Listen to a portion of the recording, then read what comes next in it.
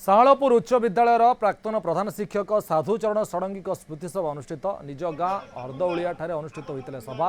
स्वर्गत षडंगी जड़े आदर्श प्रधान शिक्षक सहित ओडिशा राज्य शिक्षक संघ भद्रक जिलार सभापति थे। चाकरी अवसर पर सीपीआईएम दलर जिलास्तर कर्मकर्ता भाव सक्रिय थे। सहित जाजपुर जिला श्रमिक यूनियन भार नहीं स्मृति सभा सीपीआईएम राज्य सभापति संतोष दास समेत बहु सरपंच समिति सभ्य जिला परिषद सभ्य उपस्थित थे।